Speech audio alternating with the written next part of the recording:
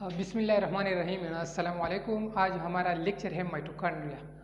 Mitochondria जो कि eukaryotic cell में मौजूद होती है और प्रोकैरियोटिक सेल में ये एब्सेंट होती है, या बैक्टीरियल सेल में भी माइटोकॉन्ड्रिया एब्सेंट होती है। तो माइटोकॉन्ड्रिया पहले यानी मतलब फर्स्ट टाइम दो साइंटिस्ट जिसका नाम था कुलिकर एंड बेंडा, उन्होंने 1850 में माइटोकॉन्ड्रिया को डिस्कवर किया था। लेकिन कहाँ डिस्कवर किया था माइटोकॉन्ड्रिया को? कुलिकर और बेंडा थे जो कुलीग थे, उन्होंने इंसेक्ट का जो फ्लैट मसल होती है, मतलब इसकी जो जिसको हम क्या कहते पर कहते हैं, जो वो उड़ने के लिए इस्तेमाल करते हैं इंसेक्ट, इसकी जो पर है उसमें मसल्स होते हैं। उस मसल्स की सेल में उन्होंने इस माइटोकॉन्ड्रिया को डिस्कवर किया था। माइटोकॉन्ड्रिया के मुख्तलिफ शेप्स है, स्ट्रक्चर्स है। इसके शेप्स रड लाइक स्ट्रक्चर भी होते हैं। फॉर एग्जांपल ये जो है इस मार्कर की तरह, इसको हम रड लाइक स्ट्रक्चर कहते हैं। फॉर एग्जांपल ये जो है स्फेरिकल शेप्स भी होते हैं, इस तरह round like structure and spherical shape भी इसके होते हैं, विजिकल शेप भी होती है इसके।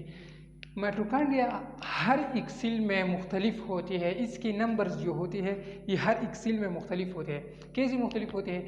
फॉर एग्जांपल हमारे पास जो मसल्स होते हैं इसमें माइटोकॉन्ड्रिया ज़्यादा होंगे। क्यों ज़्यादा होंगे? क्योंकि इसका फंक्शन ज़्यादा होता है मसल्स का। जिस सेल्स का फंक्शन ज़्यादा होता है उसमें माइटोकॉन्ड्रिया की तादाद या नंबर ज़्यादा होंगे। ये सेल्स इसका तादाद 1 से लेकर 1000 तक इसका नंबर्स होंगे।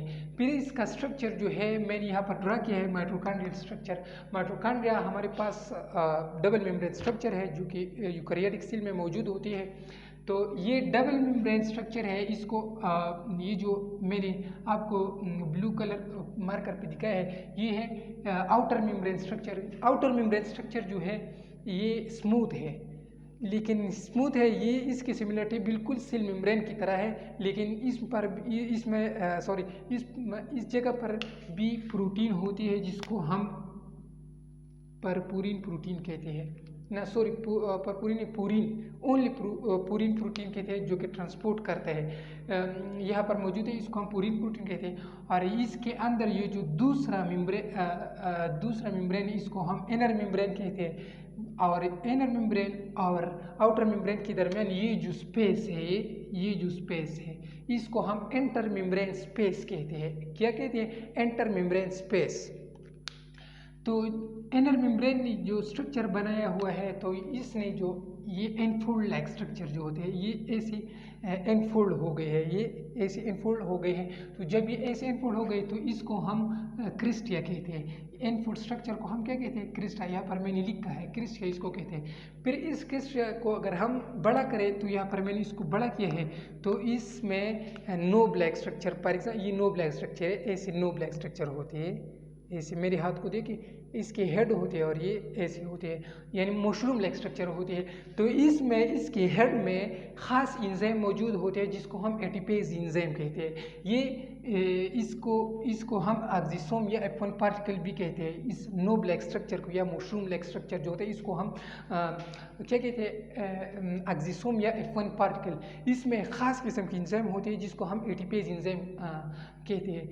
ये इंजाइम जो है एनर्जी फार्मेशन के लिए यूज होते हैं, इस्तेमाल होते हैं। फिर इस स्ट्रक्चर माइटोकॉन्ड्रियल मैट्रिक्स को इसको हम माइटोकॉन्ड्रियल मैट्रिक्स कहते हैं। ये इनर मेम्ब्रेन के से जो फॉरवर्ड स्ट्रक्चर है, जो स्पेस है, इसमें फ्लूइड मौजूद होती है जिसको हम क्या कहते हैं? इसको हम माइटोकॉन्ड्रियल मैट्रिक्स कहते हैं। माइटोकॉन्ड्रियल मैट्रिक्स, इसमें हमारे पास डीएनए, राइबोसोम्स वगैरह मौजूद होते हैं, डीएनए वगैरह मौजूद होती है। तो ये इसमें डीएनए, राइबोसोम्स ये भी मौजूद होते हैं। तो जैसे कि हमने पढ़ा कि इसमें राइबोसोम और तो इसको हम सेल्फ रेप्लिकेटिंग ऑर्गेनेल भी कहते हैं। सेल्फ रेप्लिकेटिंग ऑर्गेनेल इसको हम इसलिए कहते हैं कि इसमें अपने डीएनए मौजूद है, राइबोसोम मौजूद है और जो इसके रेप्लिकेशन के लिए जो एंजाइम्स है वो मौजूद है। तो ये खुद ब खुद रिप्लिकेट हो जाएगा, मतलब ये खुद ब खुद खुद का रिप्लिकेशन करेगा। ये सेल्फ रेप्लिकेटिंग ऑर्गेनेल्स है। तो इसमें जो डीएनए राइबोसोम्स है, राइबोसोम्स जो है प्रोटीन, ये इसका मेन फंक्शन क्या होता है? ये प्रोटीन प्रिपेयर करता है। तो डीएनए डीएनए ये प्रोटीन भी तैयार करते हैं। डीएनए रिप्लिकेट, इसमें डीएनए मौजूद है, राइबोसोम है और प्रोटीन है। तो ये सेल्फ रिप्लिकेटिंग ऑर्गेनेल भी हम इसको कहते हैं। तो इसका ज़्यादातर फंक्शन क्या है? माइटोकॉन्ड्रिया का फंक्शन क्या है? हमारे पास माइटोकॉन्ड्रिया का फंक्शन ये है कि ये एनर्जी फॉर्मेशन करेगा, मतलब ये कि सेल के लिए एनर्जी प्रोवाइड करेगा।